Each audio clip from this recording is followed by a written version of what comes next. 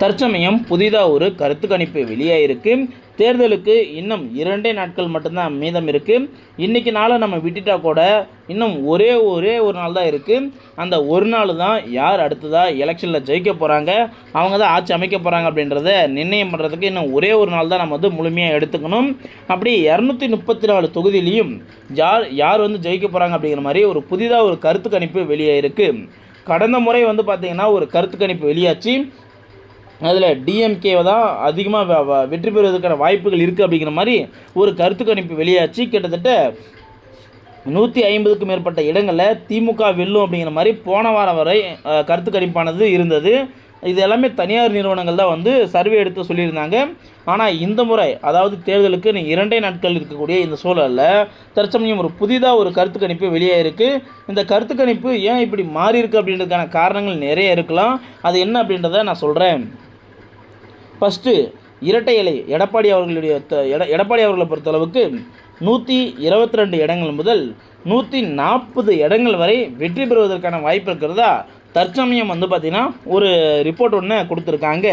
டிஎம்கேவை பொறுத்தளவுக்கு 87 இடங்கள் முதல் 106 இடங்கள் வரை நம்மளுடைய டிஎம்கே இடம் பிடிக்கும் அப்படிங்கிற மாதிரி சொல்லியிருக்காங்க. இரட்டை இலை இந்த வாட்டி ஜெயிக்கிறதுக்கான வாய்ப்பு அதிகமாக இருக்குது அப்படிங்கிற மாதிரி வந்து கருத்து கணிப்பாக வெளியிட்டிருக்காங்க. இதில் கூட்டணி கட்சிகள் நிறைய இருக்குது அப்படின்றத நம்மளால் பார்க்க முடியும். சரி, கூட்டணி கட்சிகள் இருந்தாலும் சரி, ஏடிஎம்கே டிஎம்கே இவங்க 2 பேரை தவிர புதிதாக வந்திருக்காருலே விஜய் அவருக்கு வந்து ஒரு பின்னடைவை ஏற்படுத்துகிற மாதிரி ஒரு கருத்து கணிப்பை வெளியிட்டிருக்காங்க. முதல்ல இது ஒரு கருத்து கணிப்பு அப்படின்றத எல்லோரும் தெரிஞ்சுக்கணும். இதுதான் நிதர்சனம், இவங்க சொல்கிறதான் ஜெயிக்க போகுது அப்படிங்கிற எதுவுமே கிடையாது. இது ஒரு கருத்து கணிப்பு தான். இந்த கருத்து கணிப்பு கூட திமுகவோ அதிமுகவோ கூட வெளியிட்டிருக்கலாம். இதை வந்து நம்மளால் இதுதான் உண்மை அப்படின்னு ஒருபோதும் யாரும் நம்பிட வேண்டாம். இருந்தாலும் இப்படி ஒரு கருத்து கணிப்பு வெளியே இருக்குது அப்படின்றது தான் இந்த ஒரு வீடியோ. டிவிகேவை பொறுத்தளவுக்கு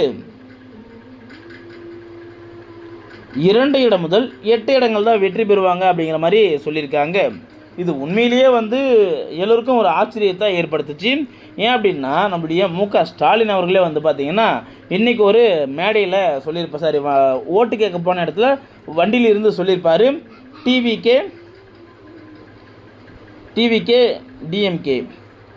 டிஎம்கேவை பொறுத்தளவுக்கு நாங்கள் பல வருஷமாக 60 வருஷமாக நாங்கள் தமிழ்நாட்டில் ஆட்சி செஞ்சிட்ருக்கோம்.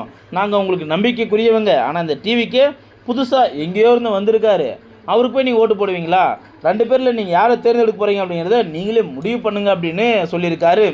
அதாவது மு.க.ஸ்டாலின் அவர்களே பார்த்திங்கன்னா ஒத்துக்கிட்டாரு, இந்த வாட்டி போட்டி டிவிகேவுக்கும் டிஎம்கேவுக்கும் தான் அப்படின்னு. அப்படி இருக்கக்கூடிய சூழலில் இப்படி ஒரு கருத்து கணிப்பை விட்டு யாரை குழப்ப போகிறாங்க அப்படின்னு தெரியல. இந்த மாதிரி கருத்து கணிப்புகளை தயவுசெய்து நம்ப வேண்டாம் அப்படிங்கிறத விட புதுசாக கருத்து கணிப்பு வெளியிடுறோம்னு சொல்லிட்டு எல்லாருமே குழப்பம் தான் செஞ்சிட்ருக்காங்க. சரிங்க, இந்த கருத்து கணிப்பில் ஓரமாக இருக்கட்டும். உங்களுக்கு பிடித்த தலைவர் யார் அப்படின்றத மறக்காம கீழே கமெண்ட் பாக்ஸில் கமெண்ட் பண்ணுங்கள். இது போல் பல வீடியோக்கு மறக்காம சேனலை சப்ஸ்கிரைப் பண்ணிக்கோங்க.